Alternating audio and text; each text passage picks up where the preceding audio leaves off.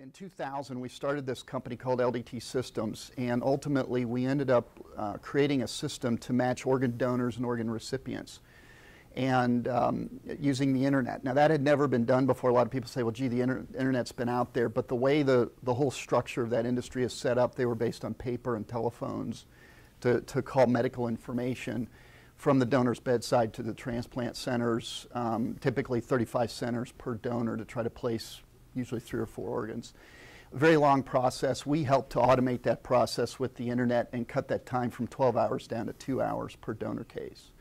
So by being able to do that, we were able to save a lot of time, which helped them place more organs. So we actually increased transplant. We did about 6,500 organs in 5 years. We increased transplant by 500 organs, saving 500 lives that would not have had an organ had we not had the system in place.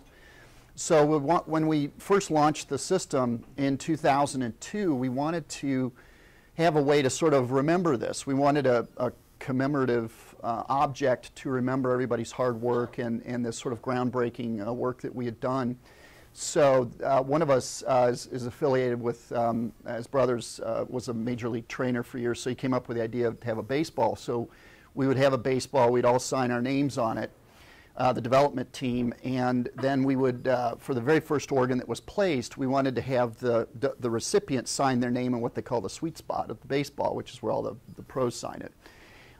As it turns out, the very first donor case that we had was the recipient, the donor was an 8-month-old baby who donated their heart and liver, and the recipient was, the heart recipient was a 4-month-old baby.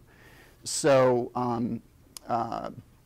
the transplant surgeon's name is Dr. Leonard Bailey. He's one of the top cardiothoracic pediatric surgeons in the world, out at Loma Linda University Hospital in California.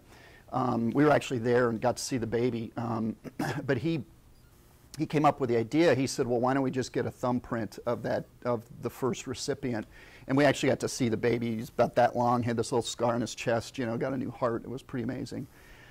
So what I brought today with me was the baseball that, and I put it in, I can't touch it because it'll smudge all the signatures, but you might be able to see that little blue dot on there. That's the thumbprint of the baby who received the first organ through our computer system. So that's why I'm passionate about healthcare, and that's why I wrote this book.